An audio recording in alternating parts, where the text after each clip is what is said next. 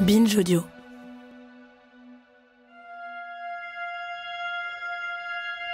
On ne sait jamais vraiment comment les histoires font pour arriver jusqu'à nous. Ce n'est jamais une question de hasard, tout au plus de concours de circonstances, mais quand elles nous parviennent, on sait juste que c'est le bon moment. Ni trop tôt, ni trop tard. L'histoire que nous allons vous raconter a plusieurs débuts. Elle commence dans le désert tchadien il y a près de 50 ans avec la douleur de la mort. Elle commence aussi au Cambodge, en 2001, à la terrasse d'un hôtel au bord du Mékong. Elle commence enfin, il y a quelques mois, quand elle est arrivée à nous après un long voyage via le Canada. Son auteur s'appelle Emmanuel Cortadelas. Il y raconte la mort de son frère, Bertrand, en 1971, alors que ce dernier était militaire au Tchad et sous le commandement du général Cortadelas, le père de Bertrand et Emmanuel. Son texte, il l'a d'abord écrit pour sa famille, il y a quelques années maintenant. Mais il y a des récits qui débordent bien au-delà des marges pour vivre leur propre existence. Ce récit déborde parce qu'il nous concerne toutes et tous. Ici, il n'est pas seulement question de conflits géomilitaro-politiques qui peuvent nous sembler obscurs ou loin de nous. Non.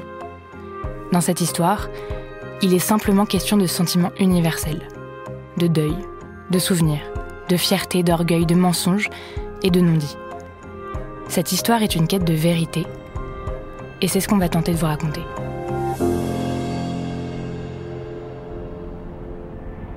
Moyunga 71, une série de David Carzon réalisée par Quentin Bresson. Prologue.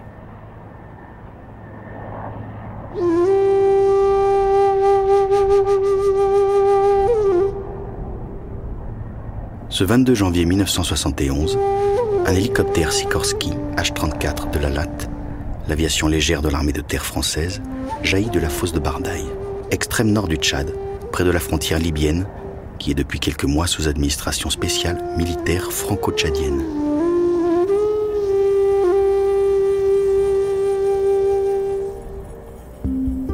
Bardaï est un oasis, entouré de falaises claires de 300 mètres de hauteur, en surplomb sur les quelques bâtiments en dur de l'administration et sur des dizaines de tentes de nomades, toubous et autres. Quelques palmiers. Le jour est levé depuis 1 heure déjà. Le soleil chauffe à peine les plats-bords des gigantesques socles rocheux environnants. Il n'atteint pas encore le fond des dépressions et des canyons. Bardaï porte bien son nom, froid en arabe. On grelotte au poste militaire, au creux de la Guelta encore à l'ombre. Quelques fumées de feux de bois, sur lesquelles chauffent de petites théières en métal émaillé coloré, montent droit dans l'air. Pas de vent autour du poste militaire empisé et parpaing. Et des bêtes, dromadaires, ânes, chèvres, immobiles, transis dans ce matin d'hiver, certaines allongées sur le sable. Un autre H-34 suit, juste derrière, ainsi que 2 avions Sky Raiders AD4, des modèles éprouvés, à hélice et moteur central unique, très adaptés au maraudage dans ces reliefs d'apocalypse.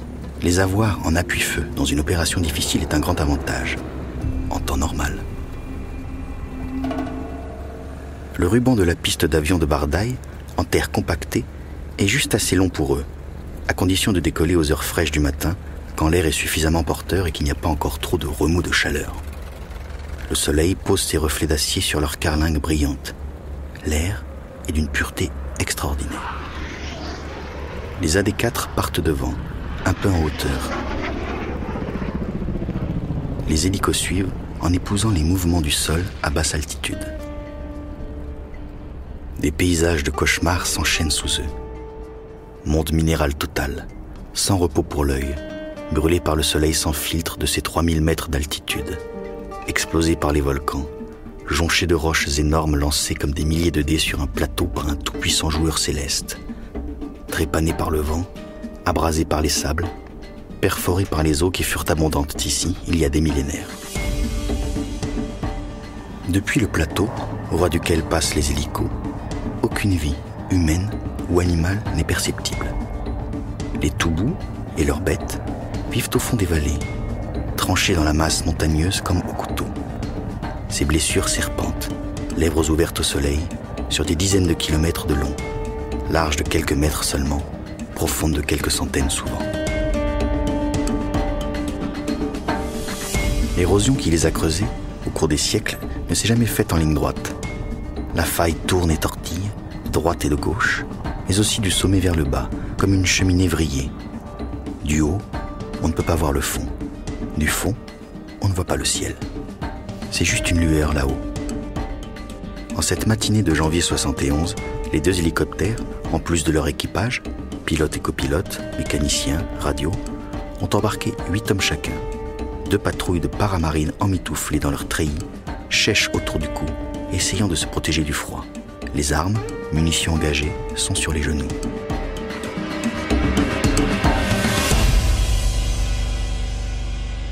Un renseignement des troupes qui quadrillent la zone au sol a fourni l'emplacement approximatif d'un regroupement armé d'une 50aine d'hommes.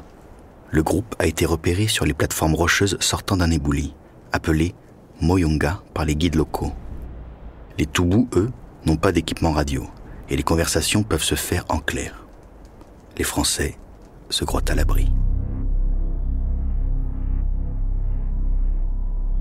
Ce monde de pierre, c'est celui des nomades, toujours en lutte plus ou moins vive avec le pouvoir central du pays dont ils dépendent, qu'il ait été turc, italien, libyen, français, ou qu'il soit tchadien comme à présent depuis l'indépendance, il y a 10 ans.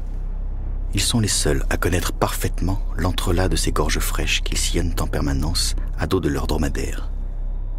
Ils sont les seuls à se diriger sans erreur dans ces labyrinthes déserts. Ce matin, du fond de la gorge, ils sont montés sur l'un des rochers plats de Moyonga, avec leurs vieux fusils italiens de la dernière guerre, des Stati, rustiques mais résistants aux conditions du pays, comme eux. En avant-garde, les avions repèrent leurs colonnes progressant à travers les éboulis. On dépêche d'abord les hélicoptères, paramètres d'approche, description des lieux tels que donnés par les Skyraiders. Les 2 H-34, eux, se mettent en position à quelques centaines de mètres l'un derrière l'autre. Ils préparent leur atterrissage sur un plateau voisin de celui où a été repéré le groupe ennemi. De là, les paramarines pourront le prendre sous le feu de leurs armes. Exécution.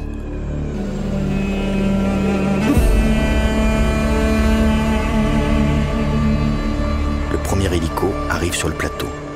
Tout semble parfaitement préparé.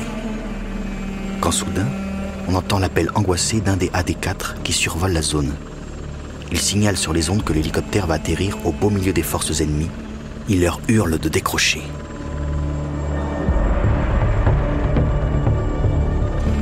Il est déjà trop tard. Le pilote de l'hélico ne peut plus inverser la manœuvre en cours, au risque de décrocher et de s'écraser. Les dés sont jetés. Ils ne peuvent plus faire marche arrière. Il faut débarquer et nettoyer la place le plus vite possible. L'hélico se pose. La bataille de Moyonga commence. Derrière, dans la carlingue, le sergent-chef Cortadelas est à la manœuvre et conduit la patrouille. Il indique à ses gars qu'ils doivent y aller et accrocher, comme on dit dans le jargon. Porte ouverte, il saute avant que l'hélico ne soit complètement stabilisé. Une balle le touche en pleine tête. Il s'effondre avant d'avoir fait un pas. Le soldat d'Emiras se rue derrière lui, en l'évitant. Une balle le frappe en pleine poitrine. Il s'écroule au sol, secoué de spasmes. Les 6 autres s'éjectent de la cabine, un à droite, un à gauche, comme à l'entraînement. Plus aucun n'est touché. Ils se mettent en position, derrière les rochers éparses, et engagent le feu. L'hélico repart, quelques balles dans ses tôles, mais rien de vital touché. L'autre H-34 va se poser sur le plateau voisin, le bon cette fois. Dès que le feu est nourri, les Toubous décrochent. Les paramarines les poursuivront toute la journée.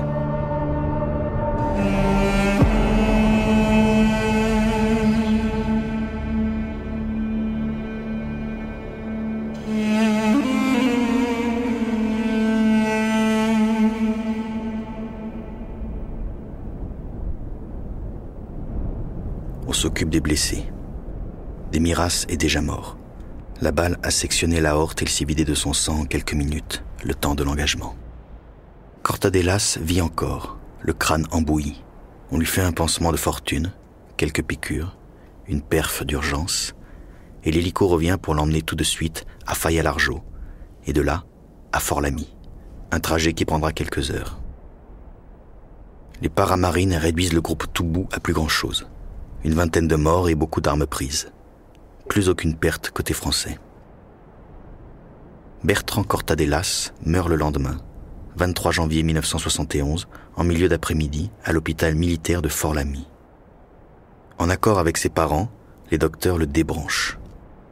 Les fonctions vitales peuvent encore le soutenir, mais le cerveau est broyé, menu. Et ce grand balèze, tout physique, aurait vécu le reste de sa vie comme un mort-vivant dans une petite voiture, au mieux.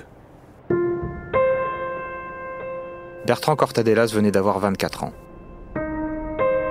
Pour son frère Emmanuel et toute sa famille, il est mort pour la France. Comme tant d'autres militaires tombés dans des théâtres d'opérations extérieures dont on peine parfois à percevoir l'utilité. Pour Emmanuel, il a fallu apprendre à vivre avec ce manque. Sans se douter que bien des années plus tard, le hasard placerait sur sa route une autre version de l'histoire.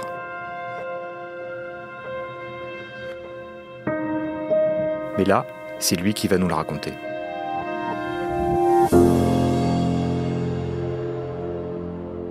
À suivre.